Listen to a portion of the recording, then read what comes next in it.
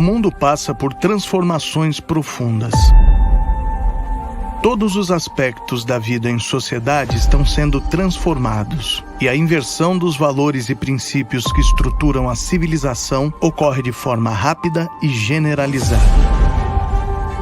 A complexidade desse processo dificulta a compreensão do panorama geral, e o avanço desta agenda ainda é desprezado pela grande imprensa e pelas instituições formais de ensino. Buscar informações relevantes e confiáveis está cada vez mais difícil em meio a uma verdadeira confusão. A maioria das fontes não alcança a totalidade do problema ou trata o tema com infantilidade, sensacionalismo e histeria.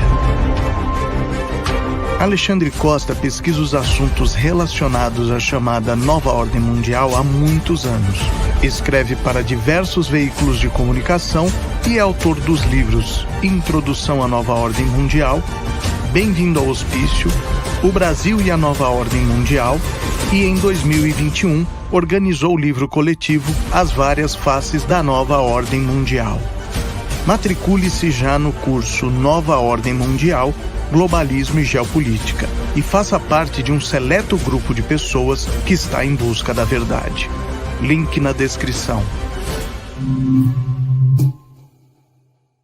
Rita, obrigado, Alex Oliver Schmidt. Gostei da tática da pílula preta, professor. Pois é, vou mostrar para quem não viu.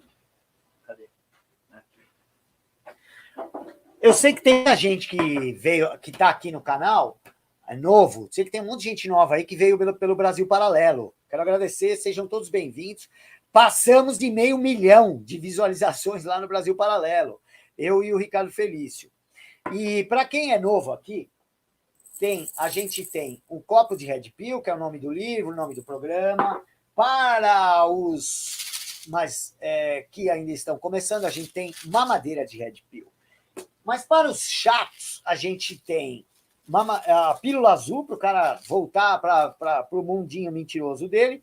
Se ele encher muito saco, pode ser formato anatômico para supositório também. E aí, quando o cara começa a xingar, tem a pílula verde aqui, ó. Deixa eu tirar a mão para entender, para que vocês entendam o que é a pílula verde aqui. Mas como a pílula verde também tem uns caras que não adianta, aí só a pílula preta aqui vá de retro Satanás, né? Do exorcista do Vaticano aqui, o padre Gabriele Amott. Aproveitando que a gente está falando nessa questão, ainda bem que eu lembrei agora. Eu não lembro se é neste.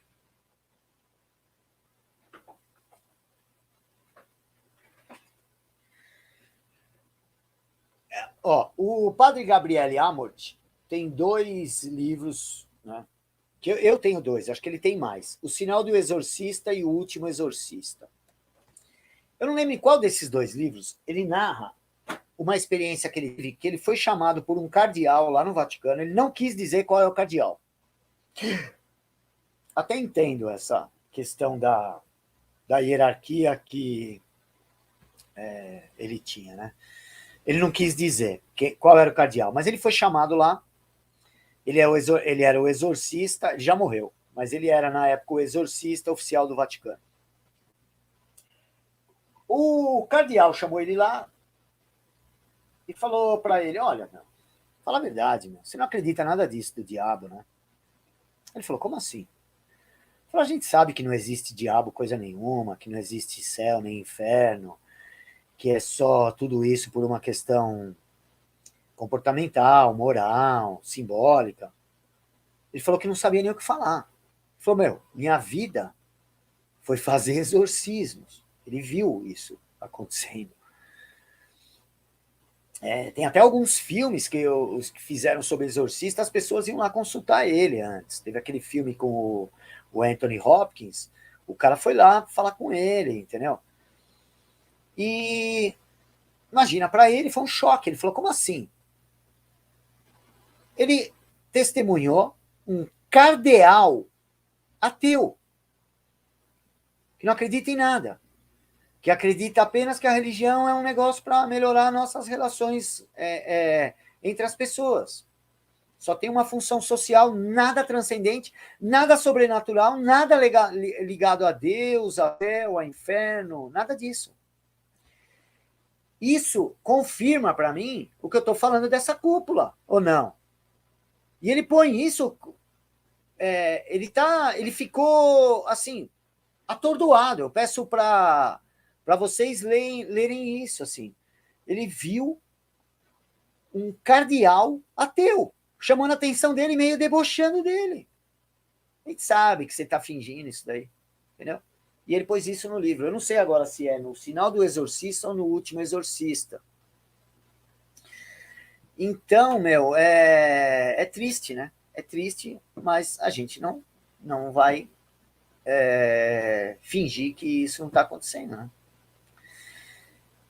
Então, obrigado, Alex, Oliver, Rita, Rose, Andrei, Nassif Nogueira. De novo aqui, vós frequentemente ouviste dizer, fora da igreja não há salvação. E isso choca as mentalidades contemporâneas. Dom Lefebvre. O Dom Lefebvre, para quem não sabe, eu até quero conhecer mais da obra do Dom Lefebvre, que ele foi a primeira pessoa a perceber o problema do Concílio Vaticano II. Até onde eu sei, acho que ele foi o primeiro. E quando ele morre, aí o negócio acelerou de vez. Outra coisa que eu quero conversar com esses meus convidados da segunda temporada, que eu já vi eles falando sobre isso, eu não domino esse assunto, né? Então, eu pretendo abordar esse assunto. Com relação a tudo, noeísmo,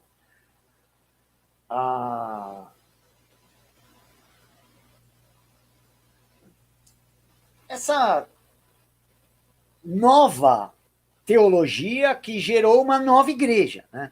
Eu vou evitar aprofundar mais, porque eu quero deixar isso para as pessoas que entendem mais do que eu, porque eu tomo muito cuidado para abordar esse assunto, não ofender ninguém, não falar bobagem, porque nesse tema é onde eu não quero errar. Porque se eu errar, eu posso induzir as pessoas a um erro também. E aí seria mais do que um erro, seria um pecado, porque a gente está lidando com um tema muito, muito, muito importante. Vocês reparem que eu tenho falado muito do sistema financeiro internacional. O Sempre Presuma Banqueiro será um livro meu do ano que vem.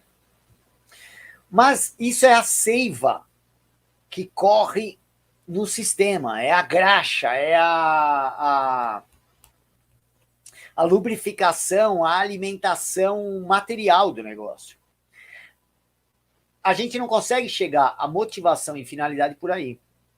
A motivação e finalidade a gente só vai entender quando a gente perceber que tem um componente espiritual que, inclusive, foi preparado para dar sustentação a esse sistema financeiro internacional quando ele começa a abandonar ou a relevar como algo não importante a usura, o pecado da usura. Por isso que eu gostei muito da live que eu fiz com o Murilo Rezende. Quem não assistiu, assista, sobre o sistema financeiro internacional, porque eu gosto muito da expressão que ele usa, usura, o pecado esquecido. As pessoas esqueceram. É o que eles querem fazer agora. O que nos interessa não é mais pecado. O que eu quero fazer não é pecado mais. Ah, mas o que eu não gosto é pecado. Aí eu obedeço aquele, né? É aquele cara assim, ó, eu vou fazer uma dieta, não vou comer inseto. Né? Você fala, cara, já não come, já não gosta. Não é que você está fazendo isso porque é bom para você, é porque você está querendo pôr a tua mentalidade em outra coisa, você está querendo projetar, né? E essas pessoas do relativismo, os nihilistas, os subjetivistas, eles gostam do subjetivismo por quê? Porque ele faz o que ele quer, meu. Ninguém quer uma religião que policie, que fala, você está errado isso aí. Ninguém. Esses caras querem, assim, não é a liberdade, é uma libertinagem, é o direito de fazer qualquer bobagem, né? Mesmo que prejudique os outros, né? Então, Olha, o Adriano está me indicando o curso do Carlos Nogueira. Pô, eu gosto muito do que ele está falando. Junto com o Carlos Bezerra, tem uma das melhores lives aí do Carlos Bezerra, foi junto com o Carlos Nogueira. Assistam, acho que tem 2 deles juntos. Muito boas, eu já vi mais de uma vez. E gosto do...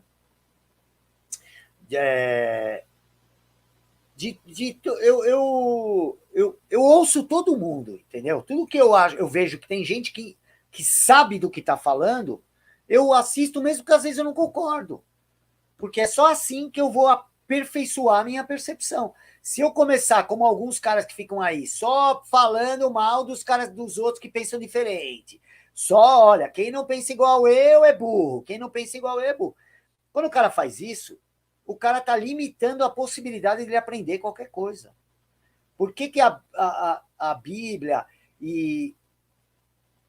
valorizou tanto ver o Jesus no Sermão da Montanha fala dos humildes? Por quê? Ele está querendo que você seja um mendigo? Não, não é isso. Não é ser simplório.